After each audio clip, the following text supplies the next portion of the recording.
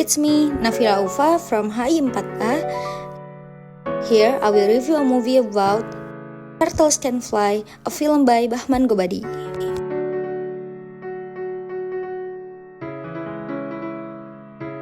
Film Turtles Can Fly yang disutradarai oleh Bahman Gobadi berlatar belakang konflik tragis perang teluk yang terjadi di wilayah perbatasan antara Irak dan Iran. Film ini mengambil lokasi di sebuah desa pengungsian di wilayah Kurdistan, Irak menjelang invasi Amerika Serikat ke Irak pada tahun 2003. Beberapa poin penting yang menggambarkan latar belakang konflik dalam film ini adalah: pertama, film ini menunjukkan kehidupan para pengungsi Kurdistan yang terpaksa meninggalkan kampung halaman mereka akibat perang berkepanjangan antara pemerintah Irak dan kelompok pemberontak Kurdi.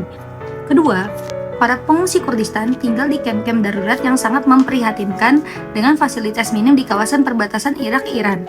Ketiga, salah satu isu utama yang diangkat adalah bahaya ranjau darat yang tersebar di wilayah konflik. Banyak anak-anak yang cacat akibat ledakan ranjau.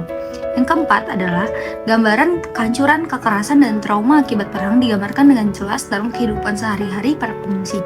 Yang kelima, di tengah situasi gentir ini, film memperlihatkan harapan dan keinginan untuk hidup normal dari para pengungsi, terutama anak-anak.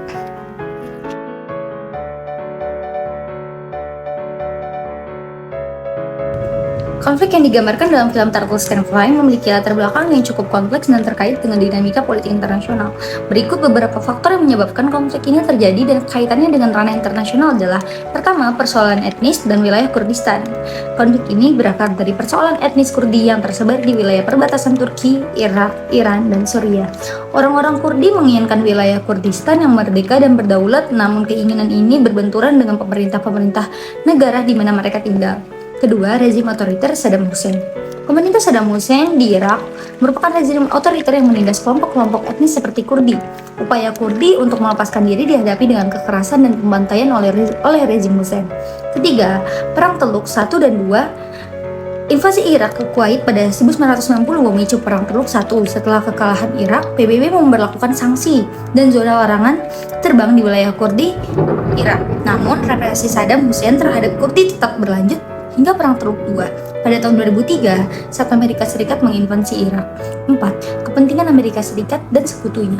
Campur tangan Amerika Serikat dan sekutunya dalam Perang Teluk dilandasi oleh kepentingan politik dan ekonomi di kawasan Timur Tengah yang kaya minyak. Kondisi Kurdi dimanfaatkan untuk membenarkan invasi ke Irak. 5. Sengketa wilayah perbatasan. Wilayah perbatasan Irak-Iran yang menjadi lokasi pengungsian Kurdi merupakan daerah sengketa antara kedua negara. Hal ini membuat kondisi pengungsi semakin rawan. Jadi, konflik ini merupakan persinggungan antara persoalan etnis, rezim otoriter, perang kawasan, kepentingan negara-negara besar, dan sengketa wilayah perbatasan yang membuat situasi di kawasan Kurdistan menjadi sangat konflik dan humaniter.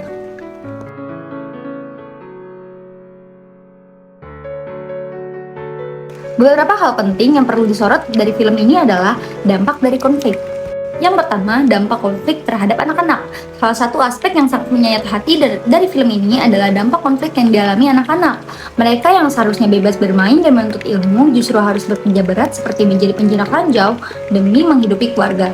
Banyak anak-anak yang cacat akibat ledakan ranjau. Masa kecil dan masa depan mereka terenggut oleh konflik yang tidak mereka mengerti sepenuhnya. Yang kedua, ketidakberdayaan masyarakat sipil. Film ini juga menyorot ketidakberdayaan masyarakat sipil di tengah konflik bersenjata. Para pengungsi tidak memiliki pilihan lain selain mengungsi dan bergantung pada bantuan kemanusiaan yang minim. Mereka hidup dalam ketakutan dan kekhawatiran setiap saat, menjadi korban dari konflik yang sebenarnya bukan bagian dari mereka. Yang ketiga, kelangsungan budaya di tengah konflik.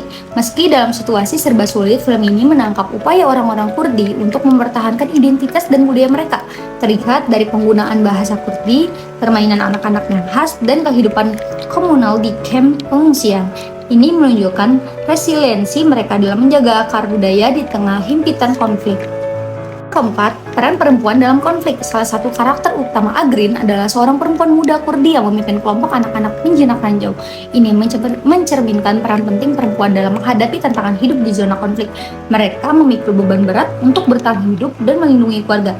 Dengan menyoroti aspek-aspek di atas, diharapkan kita semakin memahami secara utuh realita tragis yang dihadapi masyarakat sipil, terutama anak-anak dan perempuan. Ketika terjebak dalam konflik bersenjata berkepanjangan seperti di wilayah Kurdistan, ini akan memperkuat rasa empati dan kepedulian kita akan perlunya menghentikan konflik demi kemanusiaan.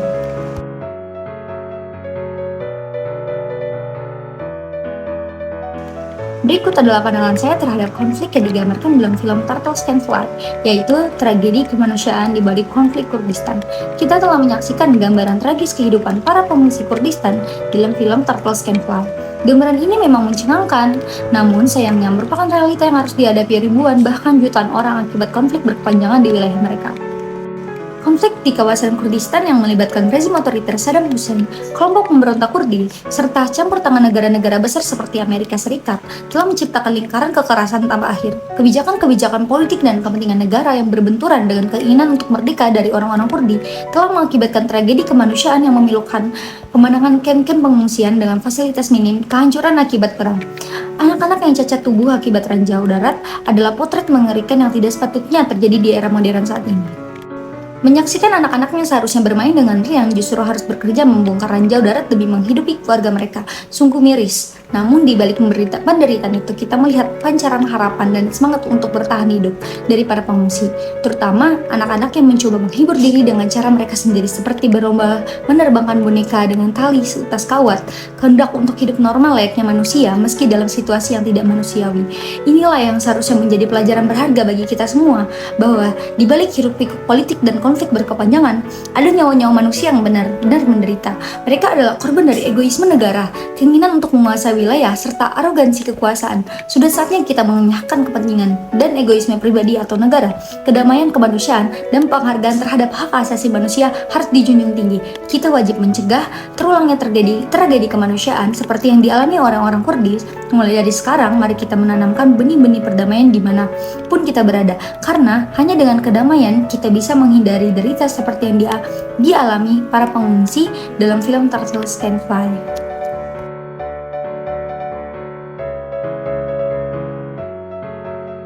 Tragedi kemanusiaan yang dialami oleh para pengungsi Kurdistan, terutama anak-anak dan perempuan akibat konflik berkepanjangan adalah sebuah kenyataan yang sangat menyayat hati.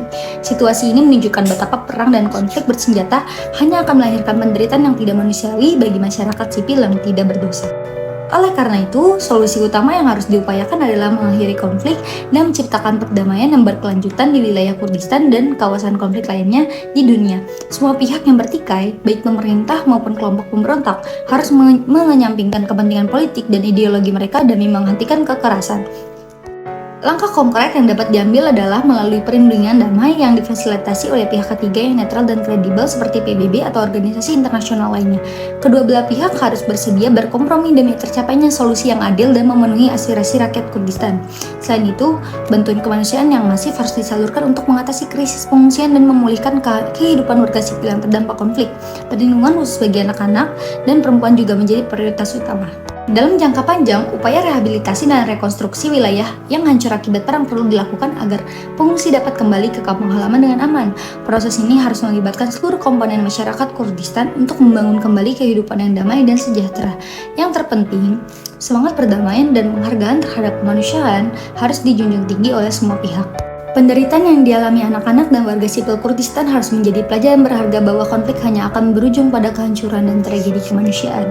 Dengan solusi ini, saya berharap konflik berkepanjangan di Kurdistan dapat diselesaikan sehingga kedamaian, keadilan, dan kehidupan yang layak dapat diwujudkan di wilayah tersebut.